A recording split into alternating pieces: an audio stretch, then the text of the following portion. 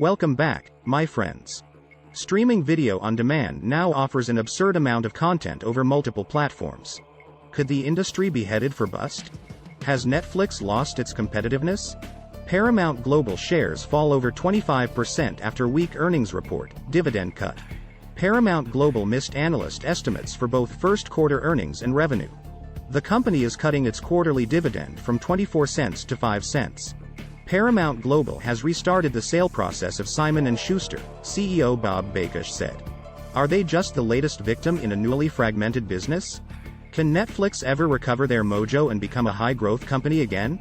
Or is Netflix headed for a future of tough competition and meager growth? And what about the fragmented and competitive streaming industry? Is the streaming industry ripe for consolidation?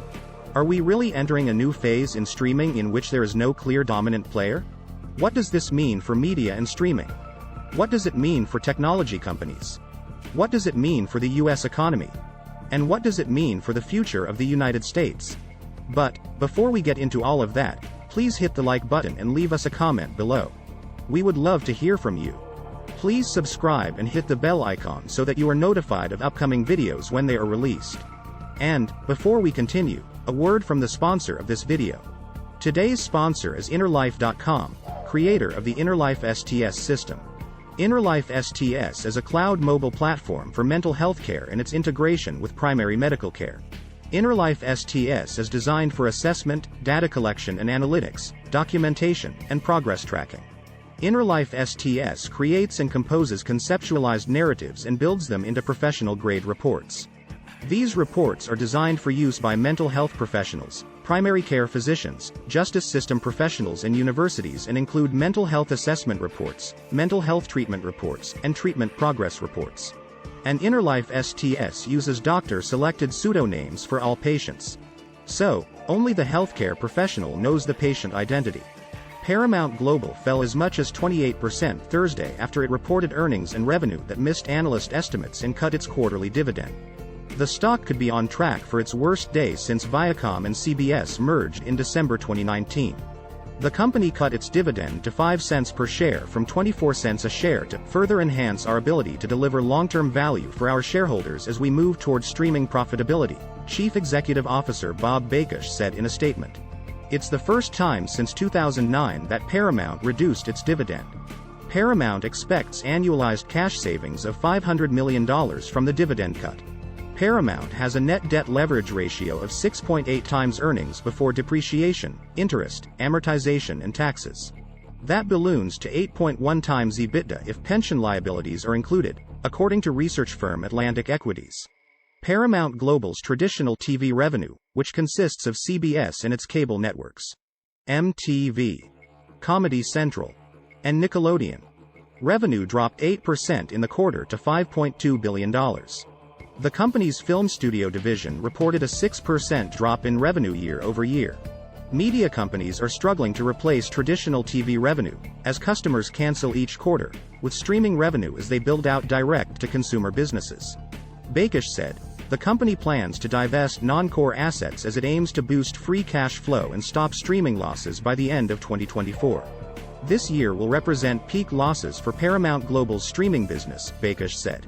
Streaming revenue from Paramount Plus and Pluto TV, the company's free advertising-supported service, rose 39% to $1.5 billion.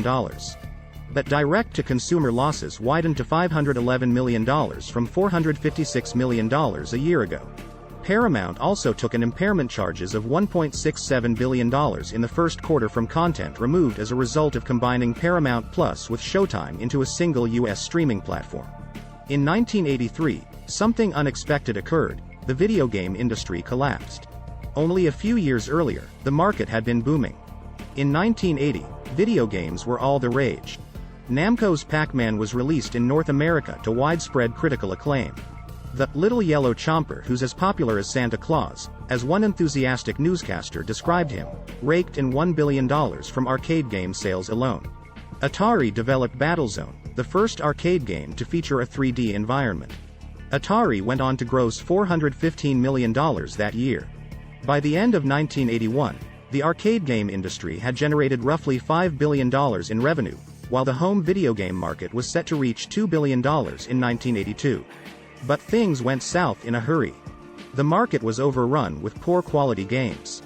Consumers regularly complained about low-budget titles with poor quality graphics or stories that were too easy to complete. There was also an overabundance of video game consoles. Atari revealed that its annual year-over-year sales increase had only been 10%, far less than the 50% it originally estimated. Wall Street investors panicked because of a looming disaster in the video gaming market. In 1983, Atari saw nearly $500 million wiped from its value. Demand for video games plummeted. Toy manufacturer Mattel, once the third largest video game maker, left the market entirely. Many smaller companies went bust. And industry-wide losses totaled approximately $1.5 billion. Suddenly, the boom years of the early 1980s turned to bust. There are growing similarities with another medium which is still in its infancy: streaming video on demand, SVOD. Over half of U.S. households pay for at least 3 streaming platforms a month. Considering the amount of time and money we hand over to streaming services, it's fair to expect a reasonable amount of value in return. In 1982, working families spent wages on poor quality games and the various consoles needed to play them, only for the industry to collapse due to mismanagement, market saturation, and competition from other forms of technology. The streaming market has not experienced a bust yet. But as the bubble continues to expand, cracks are beginning to show. Subscription video on demand has shot to prominence over the last decade. Market leader Netflix paved the way, successfully transitioning from a DVD rental mail-order service to a fully fledged online streaming platform with a current net worth of $140 billion. Apple TV Plus launched in 2019. Morgan Stanley analysts predicted it would become a $9 billion a year business by 2025. Today people around the world watch television across multiple streaming services, many of which are now valued in the billions of dollars. Amazon Prime alone has a global membership base of 200 million. In 2022, Prime increased its annual subscription cost from $119 to $139. And because COVID has caused many people to stay at home, streaming adoption spiked. For most of the big-name platforms such as Disney+, Prime and Netflix, subscriber numbers increased and company share prices shot up throughout the 2020-2021 period. But despite this outward success, signs are appearing that all is not as well as it seems. Netflix lost subscribers last year for the first time in a decade. Shares in major media companies like Paramount and Warner Bros. Discovery have tumbled. Since the start of 2022, Netflix and Disney Plus have seen $300 billion wiped from their joint market value. Meanwhile, Apple TV Plus and other big hitters are spending billions to create original content, but they don't have enough subscribers to make a profit. The market is also crowded out with smaller platforms. More than 200 streaming services are currently competing for customers worldwide, leading consumers in North America and Europe to report subscription fatigue due to the overwhelming choice of streaming platforms. During the early 80s, most successful titles were produced by large companies: Atari, Intellivision, and Mattel. Donkey Kong appeared in 1981 to near universal praise from gamers for its excellent graphics and challenging gameplay. But despite the arrival of innovative games from industry big hitters, a steady stream of low-quality titles simultaneously invaded store shelves. Smaller companies wanted to profit from the video game craze. The result was that the market was flooded with low-quality games containing crude graphics and poor sound effects as well as boring, predictable stories. Companies such as Quaker Oats entered the market and added to the overall drop in quality by producing games that resembled thinly disguised ads. Kool-Aid Man featured the titular character running around trying to ensure a pack of Thirsties was captured. Netflix has been steadily losing subscribers in 2022. And each quarter, it warns of more subscriber losses ahead. For the past several years, Netflix was a Wall Street darling company with high growth and a heady stock price. Now, not only has the growth stopped, but revenue is on the verge of shrinking. And Netflix stock price was down by almost 60% in 2022. During the past couple of decades, Netflix has revolutionized film and television business. There are now 221 million Netflix subscribers in 190 countries. Netflix subscribers have viewed billions of hours of streamed programming. And Netflix has actually produced many original programmed video series. Netflix basically pioneered the subscription-based business model for video programming. But these are different days for Netflix. There are now other major players in the streaming market, such as Disney+, Hulu, and HBO Max.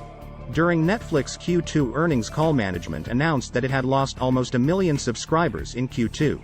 This in a quarter when rising competitor Disney+ gained 14.4 million new subscribers. And Netflix had lost 200,000 subscribers in Q1. Actually, even Netflix management was surprised by the disappointing results. Netflix has continually raised its subscription fee. But it raised the fee so high that subscribers started to leave. Now Netflix has announced that it plans to allow advertisements in its programming. The most important factor is the rising degree of competition, especially in the United States. Streaming is now mainstream and Netflix is basically just one of the many. Many Wall Street analysts think that the streaming market is ripe for consolidation. Or, maybe we are just back to having a highly fragmented and competitive market for a long time to come. What do you think? Please leave us a comment below. We would love to hear from you. Please hit the like button.